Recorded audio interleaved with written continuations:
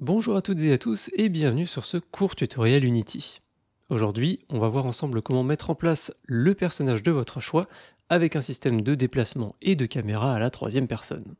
Vous allez voir que ça va être très rapide parce qu'on va se baser sur une asset officielle de Unity qui est disponible gratuitement sur l'Asset Store. Tout d'abord, vous allez pouvoir ouvrir Unity, et plus précisément un projet utilisant le Render Pipeline URP. Une fois votre projet ouvert, vous allez maintenant pouvoir vous rendre sur l'Asset Store afin de télécharger le pack dont je vous ai parlé. Le lien est en description. Vous allez pouvoir cliquer sur Add to my asset. Si jamais vous n'êtes pas connecté à votre compte Unity, le site vous demandera de le faire. Vous pourrez ensuite ajouter l'asset à votre inventaire et ensuite vous aurez le bouton qui sera remplacé par Open in Unity. Vous pouvez cliquer dessus. Votre navigateur va vous demander l'autorisation d'ouvrir l'éditeur Unity et vous pouvez l'y autoriser. Unity va ensuite prendre le relais. Le Package Manager va alors s'ouvrir et il va s'ouvrir directement sur la page de l'asset qu'on vient de voir. Vous allez pouvoir cliquer en bas à droite sur Download. Chez moi, j'ai déjà téléchargé le pack, mais je vais quand même le refaire pour vous montrer. Et une fois le téléchargement terminé, vous allez pouvoir cliquer sur le bouton Import. Il est possible que Unity vous indique un warning sur des dépendances, vous pouvez les installer et les mettre à jour. Si votre projet n'utilise pas encore le nouvel input system de Unity, un warning s'affichera vous demander de redémarrer l'éditeur. Je vous conseille de refuser dans un premier temps, on va d'abord importer tranquillement toute l'asset et ensuite on redémarrera l'éditeur une fois que tout est prêt.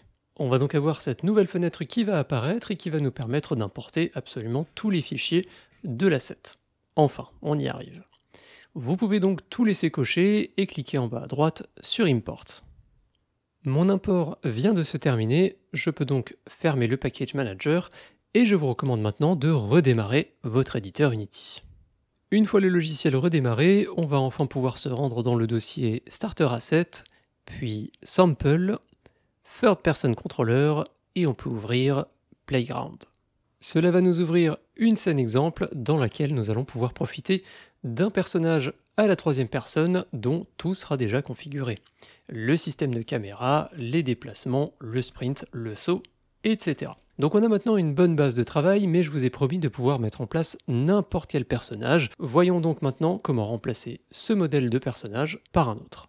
Pour l'exemple d'aujourd'hui, je vais télécharger un personnage sur le site Mixamo. Pour ceux qui ne connaissent pas, j'ai déjà présenté ce site par le passé, c'est une sorte de librairie de personnages et d'animations 3D. Tout y est gratuit, vous avez juste à vous inscrire pour y accéder.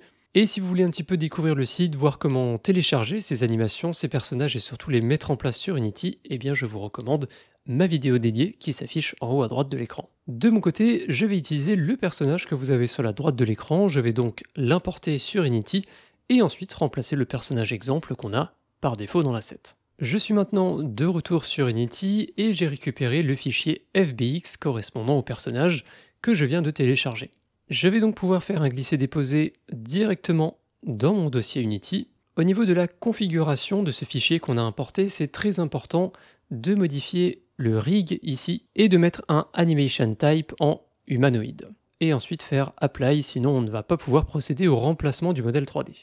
Si jamais votre modèle est issu de Mixamo, il est possible également que dans la prévisualisation, il n'ait aucune texture et aucune couleur. Si c'est votre cas, vous pouvez aller dans Materials et faire Extract Texture. Vous pouvez créer un dossier pour votre personnage, valider, et ensuite, une fois que toutes les textures auront été extraites, vous devriez retrouver dans la preview ici les bonnes couleurs et les bonnes textures du personnage. Maintenant que ce dernier est configuré, on va vraiment pouvoir procéder au remplacement du modèle 3D qu'on a par défaut dans la scène juste ici.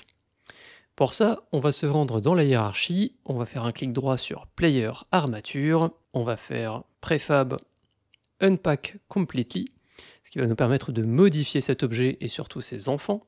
On va aller à l'intérieur de Player Armature, puis Géométrie et Armature Mesh, qui est en fait le visuel du personnage, on va le supprimer. On va ensuite pouvoir faire un glisser-déposer de notre personnage au format FBX directement dans l'objet géométrie. On va donc le voir apparaître dans la scène. Si votre personnage a un composant animator, vous allez pouvoir le retirer, on n'en aura pas besoin.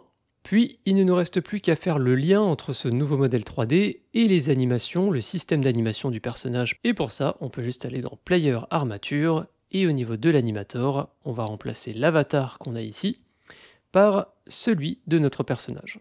Donc chez moi, il possède exactement le même nom que l'objet, donc ch03, etc., etc. Et puis c'est terminé, notre personnage a été remplacé, le modèle 3D est prêt, on va donc pouvoir appuyer sur Play. Et vous allez donc pouvoir profiter du même système de déplacement et de caméra, mais cette fois-ci avec le personnage que vous avez importé dans votre scène.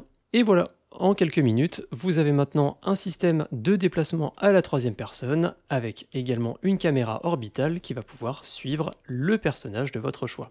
Je vous remercie d'avoir suivi cette vidéo jusqu'à la fin, j'espère qu'elle vous a plu, j'espère surtout qu'elle vous sera utile. Je remercie chaleureusement toutes les personnes affichées sur la droite de l'écran, ce sont les tipeurs, ce sont grâce à eux que tous les tutoriels que je propose sur YouTube sont gratuits et accessibles à tous. Si vous en avez l'envie et la possibilité, vous pouvez faire un don sur Tipeee. Un grand merci encore une fois et à très bientôt. Salut!